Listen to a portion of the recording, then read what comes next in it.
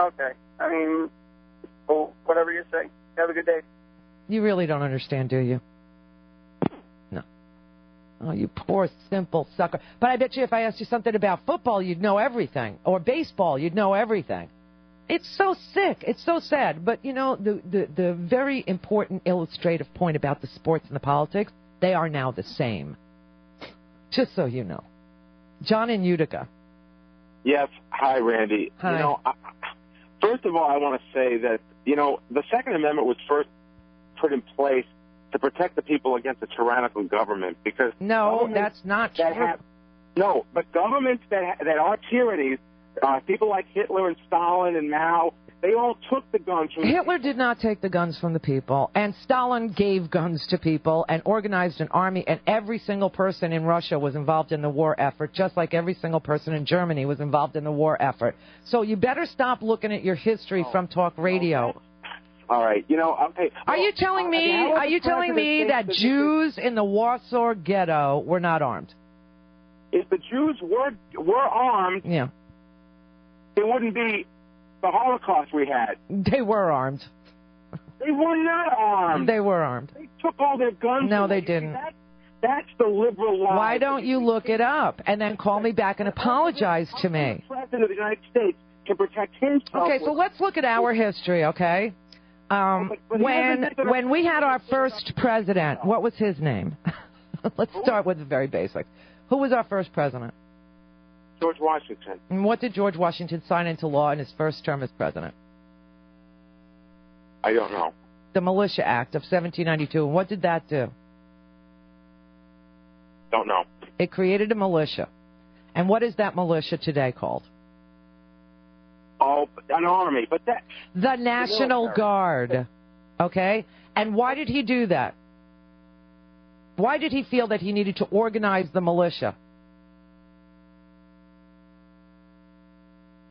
I don't know. Because that's what it said in the Constitution. So when we had the first president, and it said a well-regulated militia being necessary to a free state, the president hesitated, and he didn't really want to have a standing army at all. So he didn't do much of anything. Then we had something called... Obama wants a civilian army. No. Then we had the Whiskey Rebellion. Okay? And that was 500 armed guys, 500 armed citizens of this country who decided they didn't want to pay tax on whiskey. So they took their guns and they stormed the tax assessor's office. And there was 500 armed guys. George Washington sent 13,000 militia members to put down the insurgents, as he called them, the insurrection. And after that, he did the Militia Act. And he organized a civilian militia that would report to the governor of each state. And that's the National Guard. So it was not, the Second Amendment was not designed to give you the right to decide which politician you're going to kill. That's ridiculous. The reason why the militia... You don't think that a family should be able to defend themselves? Yes, I do, but that has nothing to do with an AR-15 or an AK-47. What is it, 7 rounds, 5 rounds? That's right. Someone will shoot 5, and now because they 7 rounds. No, I'm sorry. So what's the difference? And I want to know why this story in San Antonio, Texas was not reported. Which one? A couple of days after the Connecticut shooting, a male goes into he went to a restaurant to kill his ex-girlfriend. He killed her. And after that, he went into the movie theater, and a off-duty officer shot him 4 times before he was able to kill anybody. Uh-huh. Well, why is that not reported? Because the media doesn't want to show... Well, you just reported it. That's a great story about an off-duty police officer stopping crime. That's who should be doing stuff. If there was a gun in the movie theater in Connecticut, that could have avoided it also. What movie theater in Connecticut? You mean the elementary school where 6-year-olds were slain? Yeah, if there was guns... Why don't you check out Australia, where they did an assault weapons ban 17 years ago, and they actually banned guns, and there's no gun crime there. Why don't you look at Japan, where guns are illegal and there's no gun crime there? You know, if your theory holds up, and which is basically the more guns, the more safe we are, then tell me, in a nation of 300 million guns and 300 million people, why are we not the safest? Why is Japan safer than we are? Why is Australia safer than we are? Well, I don't... You don't know, because you haven't thought about it. Violent crime is higher. More people die with baseball bats. That's not true. Windows That's not true. If it were true, that would be one thing. But it's not. So. The Second Amendment. By the way, how many people can you kill with a baseball bat in a minute? And how many can you kill with a semi-automatic AR-15? Because in Aurora, the guy was able to shoot 70 people. 70 people with a semi-automatic weapon. And if he had a baseball bat, I doubt he would have, injured 70 people. I just don't think 20 kids would be dead in Connecticut if the guy went into the school with a baseball bat. Do you? More people are killed with that. More people are killed. Where are you getting this, Swill? More people are killed with cars. More people are killed with cars. Cars are insured. You want to insure guns? Look, all I know is that these cars require a license to operate. Cars have to be registered. You willing to do that with guns? Because if you are, then you and I have something to agree on. Well, sure, I have nothing against that, but to take them away, good. Then we agree.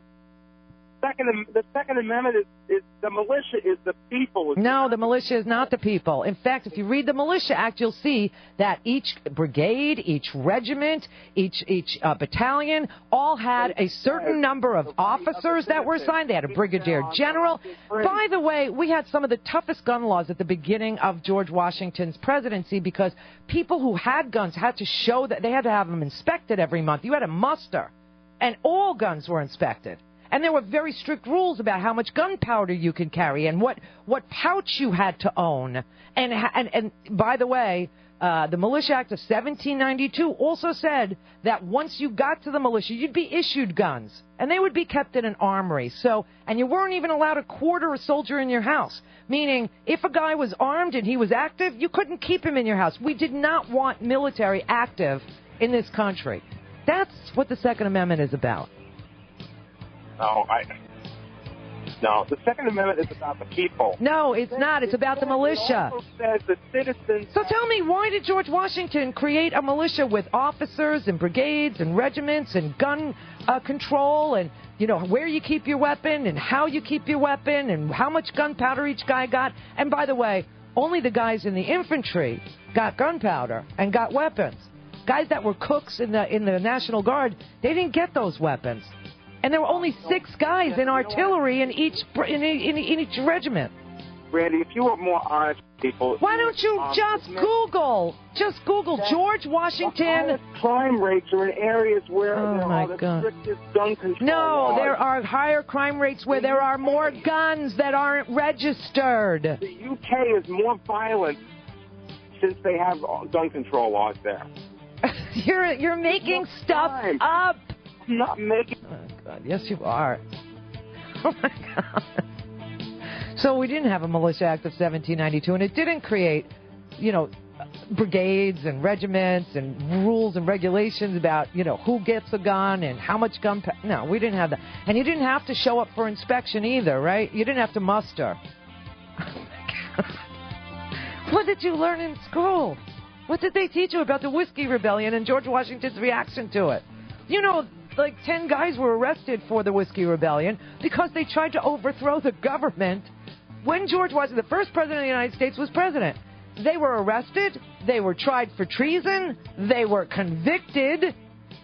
And George Washington, they were about to be hanged. And he pardoned them. So they didn't die. And by the way, there was no confrontation. There was no conflict because they all ran away. They saw 13,000 guys from the government coming. And the 500 that tried to attack the tax assessor's office ran away. They were still convicted. 49 after. Randy Road. Fearless. Honest. Real. This is the Randy Rhoads Show. KRXA 540. Progressive talk for Monterey, Salinas, and Santa Cruz. Visit our website at krxa540.com.